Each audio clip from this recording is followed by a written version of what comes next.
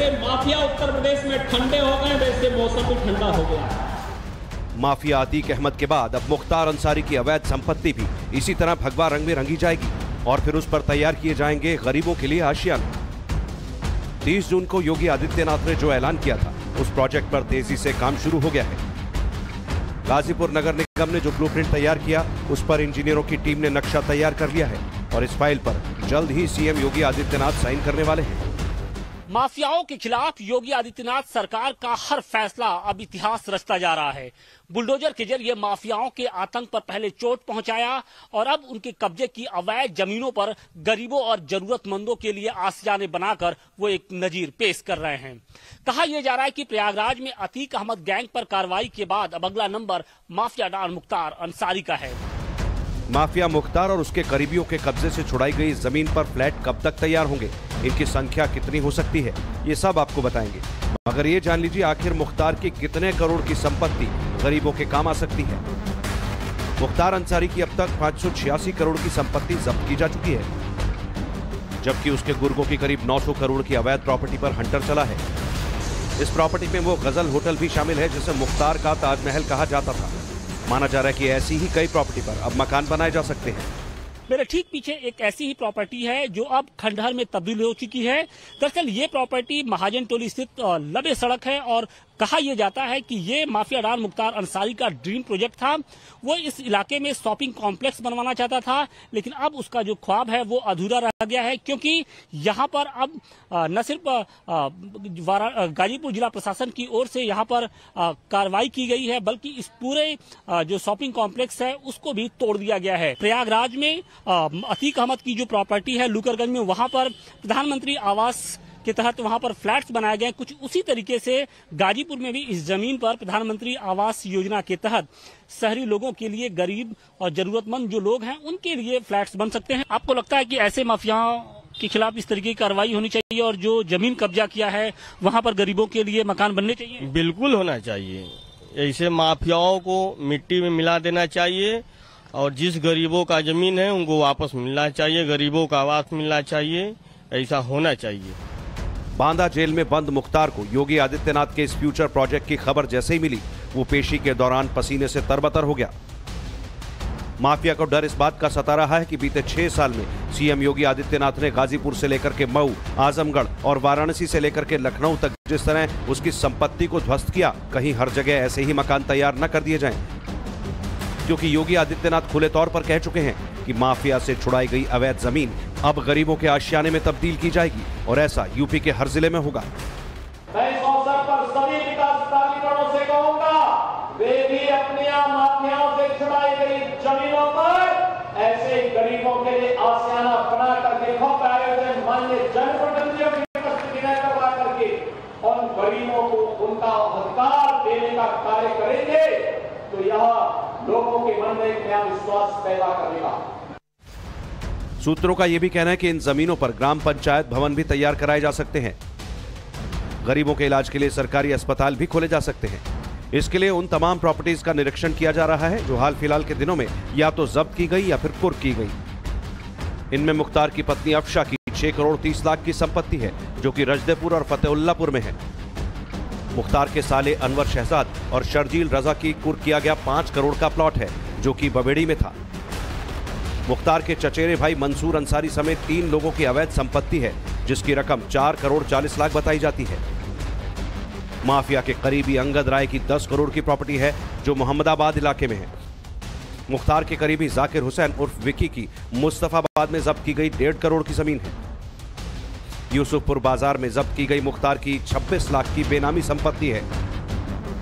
इसके अलावा 12 करोड़ की वो जमीन भी है जिसे आयकर विभाग ने जब्त किया है।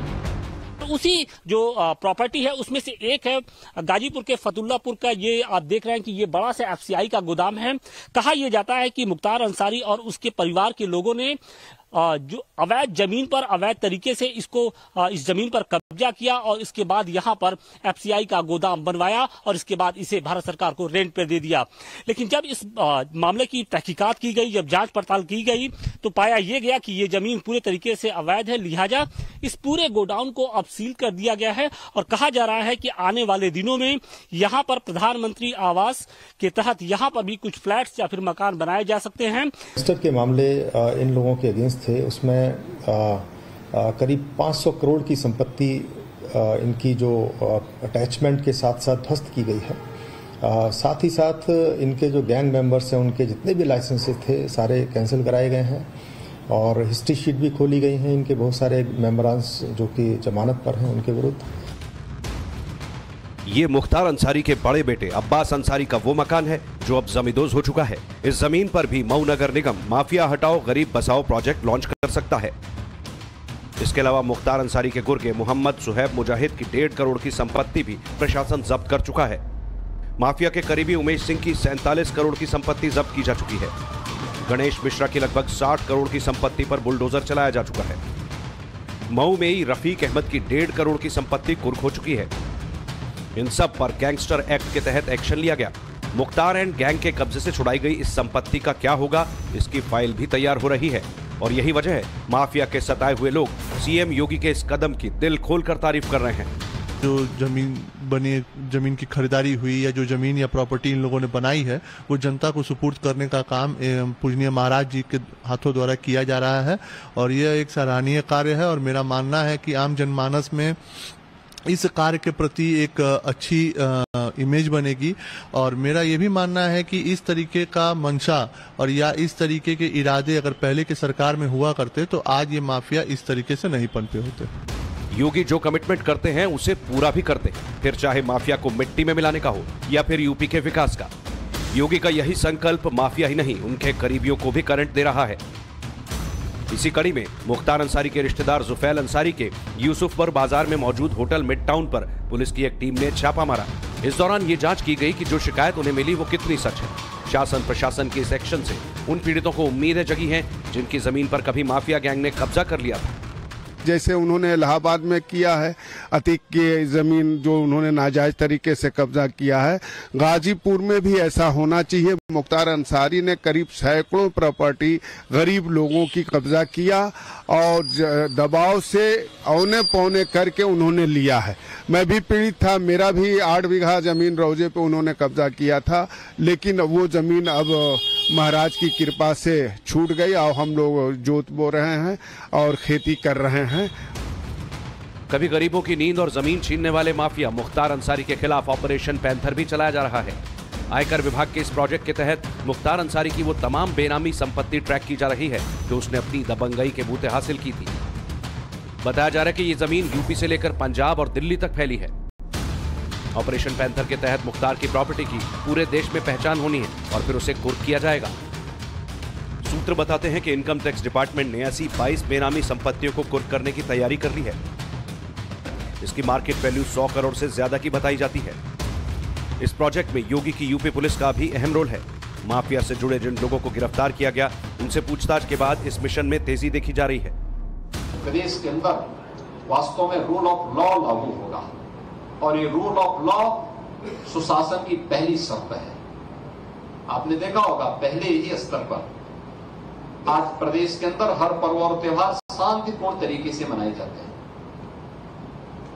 शांतिपूर्ण तरीके से, कहीं कोई व्यवधान नहीं, कहीं किसी प्रकार की व्यवस्था नहीं, किसी भी प्रकार की अराजकता के लिए कोई जगह उत्तर प्रदेश में आज के दिन पे नहीं। अभी आपने देखा होगा बकरीद कितनी शांतिपूर्ण तरीके से मनाई।